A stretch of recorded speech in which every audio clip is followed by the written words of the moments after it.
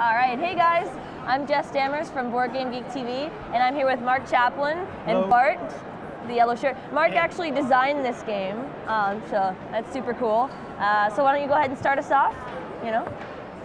Yes, it's a two-player card game. It's asymmetrical, so you've got both decks are 62 cards, but there's different cards in each deck. The idea being that creates some more variation, so the game's got some longevity. It's an Old West theme, as you can see from all the gunfighters. It's played where one character. It's basically it's not cowboys and Indians. It's lawmen versus bandits. Okay. So the one player is going to play the bandits. His team is laid out before him already. His main guy, or I suppose the character you're playing, is Jack the Crow Colton. So, and the other chap, his characters are all in the deck.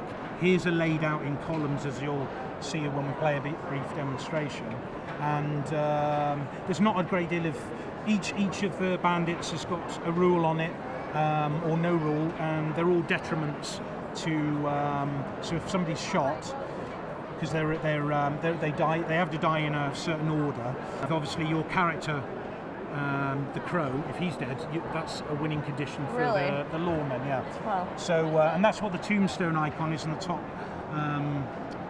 left of each card.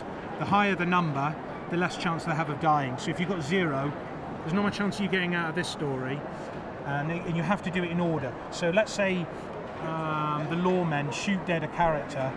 First thing you have to do before you can choose any of these, somebody has to die from the 0-rated tombstone guys. It could be the dog. Most of the early characters, nothing particularly, like none of those, there's anything bad happens. Where then you start, once the kittens and Poppy start to get whacked, then... Kittens is a lady and not an actual cat, right? No, that's right, yeah. Okay, just if you read the clearing it up. backstory, if you read that, there's a backstory for every character. Oh, really? She's the most deadly. Not really in game terms, but in theme story. Yeah, yeah. She looks deadly. Yeah. Doesn't say why, but she's killed more than the rest of the crew put together. And that, so really these are like your life points. Okay.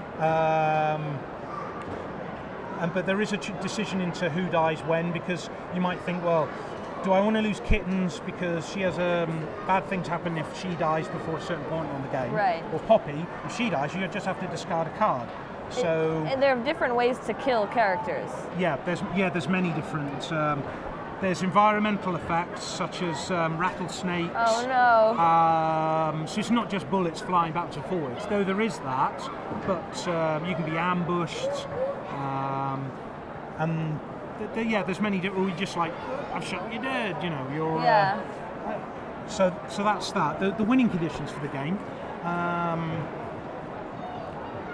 The lawmen, for them to win, they have to kill the whole crew. When they're all gone, Jack's on his own. Once he's been shot, he's dead. The bandits, they've got 2 ways to win. They can either survive to the end of the train station, because you have to play through these like a story. But it's all kind of like a shoot-off sort of thing. Yeah. Okay. Yes. Yeah, we move the time, that's a time track. We move across these battlefields, and some of them can take longer or shorter depending on what cards played. So it's if you played no cards to affect it, you would just move on the numbered spaces. And so one of the winning conditions is if the bandits reach number 4 space on the train, and there's still somebody alive, they win. They're like, I'm out of here. Or the other way is during the course of the game, these tokens can be removed by one side, or the lawmen can add the tokens. And that's basically if either they get off on the train or they just go across the Mexican border. And these guys aren't going to chase them across there.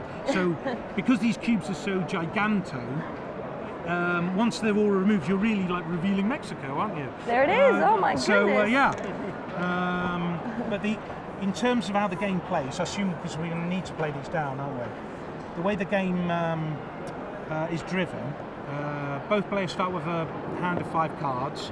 Each turn, both players draw 2 cards, and what you're doing is laying down firepower.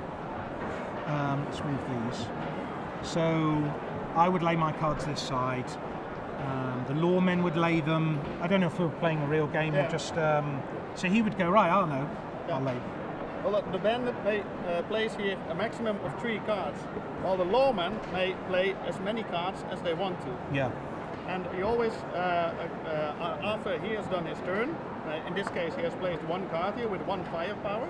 In this area at the bank, he can add 0. In other areas he can add a 3+ or a 2+ or a 1+.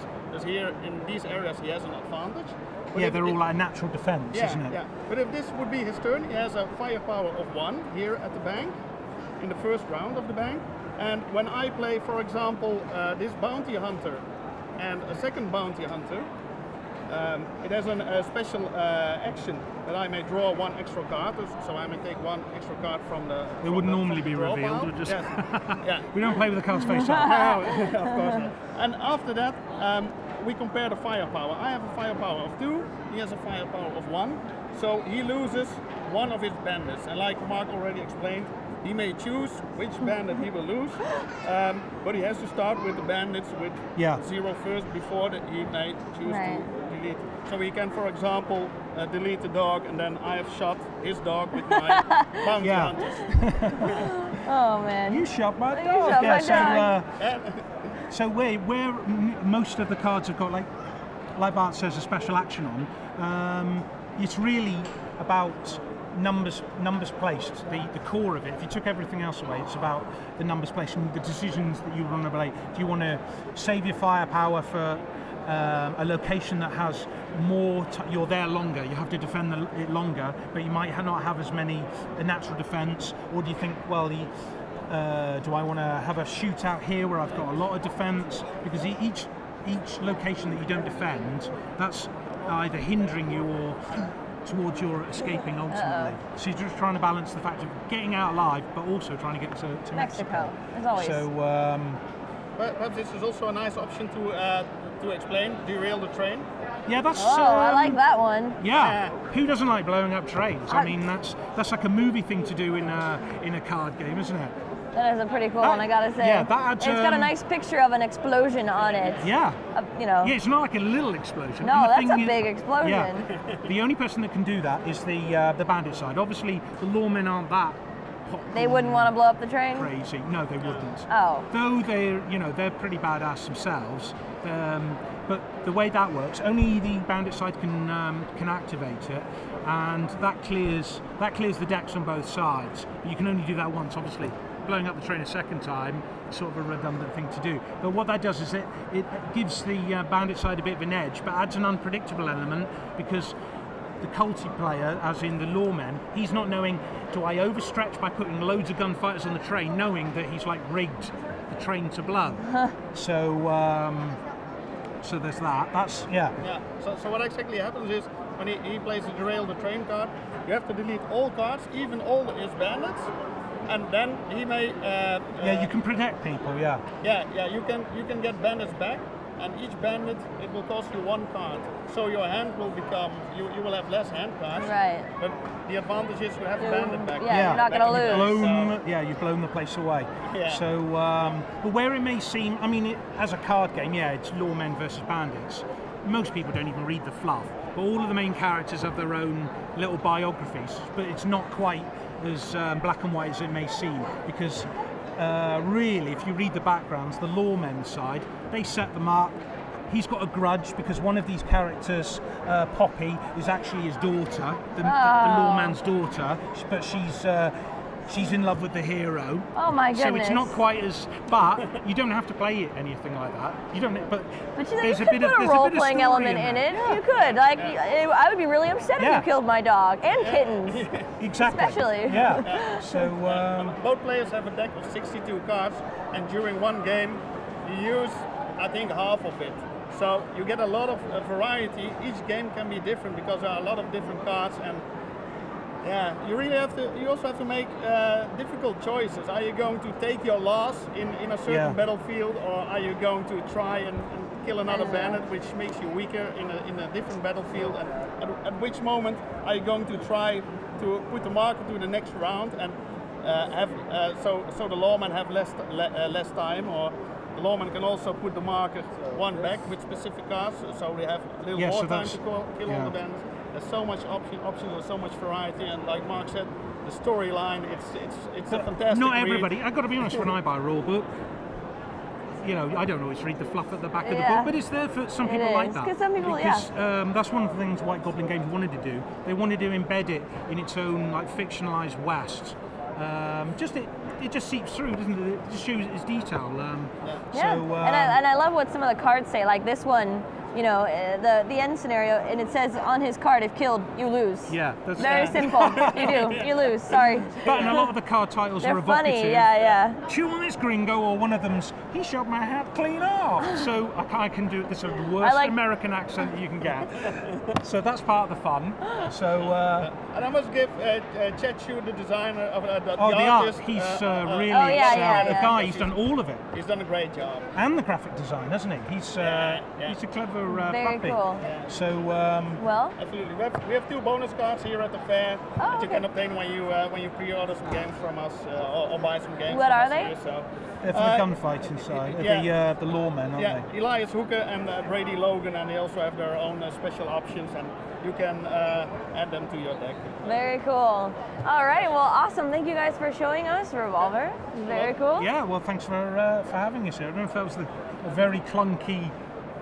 We've not practiced this, and I've never seen a copy until now, other than on the internet. So, yeah. Because the prototype was done as a different theme. Yeah.